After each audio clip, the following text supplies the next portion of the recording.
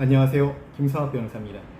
저는 대한변호사협회 공식인증 제주 형사전문변호사이자 제주지방법원 재판부별 국선변호사, 제주지방법원 논스톱 국선변호사를 역임하면서 수많은 교통사고 형사사건의 변론을 성공적으로 수행해왔으며 현재 다수의 교통사고 형사사건을 수임하여 변론하고 있습니다. 교통사고는 대부분 운전자에게 있어 예기치 못하게 발생하는 위기 상황입니다. 그 중에서도 과속운전은 교통사고 발생 가능성을 크게 높이고 사고의 피해 정도를 심각하게 만들 수 있기 때문에 법원에서도 엄격히 다루고 있습니다. 단순한 교통법규 위반을 넘어 형사처벌로 이어질 수 있는 사안이므로 사고를 낸 운전자 입장에서는 불안감이 클 수밖에 없습니다.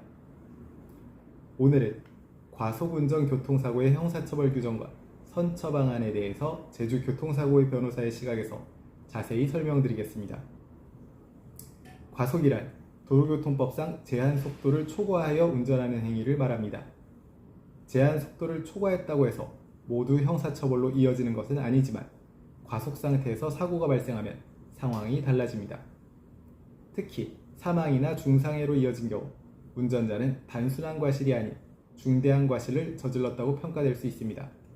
또한 음주 상태에서 사고를 발생시켰다면 이는 일반 교통사고 처리 특례법 위반을 넘어 특정범죄 가중처벌법 위반, 위험운전 치사상죄로 적용되어 처벌될 가능성이 높습니다. 과속으로 인한 사고는 사고의 결과와 운전자의 행위 태도에 따라 다양한 법률이 적용될 수 있습니다. 과속운전 중 사고가 발생하여 피해자가 사망하거나 상해를 입은 경우에는 교통사고 처리 특례법 위반 혐의로 형사처벌의 대상이 됩니다.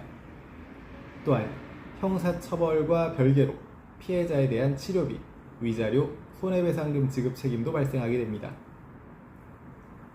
과속운전 교통사고라고 하더라도 무조건 중형이 선고되는 것은 아닙니다. 다음과 같은 요소들이 종합적으로 고려되어 선처 가능성을 높일 수 있습니다. 우선 피해자와의 합의 여부입니다. 가장 중요한 요소로 피해자와의 원만한 합의입니다. 피해 회복을 위한 진정성 있는 노력이 입증되면 법원은 이를 양형에 반영하게 됩니다. 다음으로 과거에 교통사고 전력이 없고 이번 사고가 첫 범행인 경우 선처 가능성이 높아집니다. 또한 사고 직후 즉각적인 구호조치, 경찰 조사에서의 성실한 태도, 법정에서의 반성 등도 중요한 정상창작 사유가 될 수 있습니다.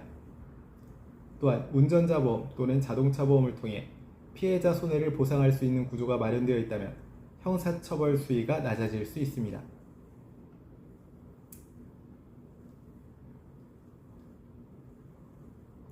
과속운전 교통사고는 사회적 비난 가능성이 크고 형사처벌 수위도 상당히 무겁습니다.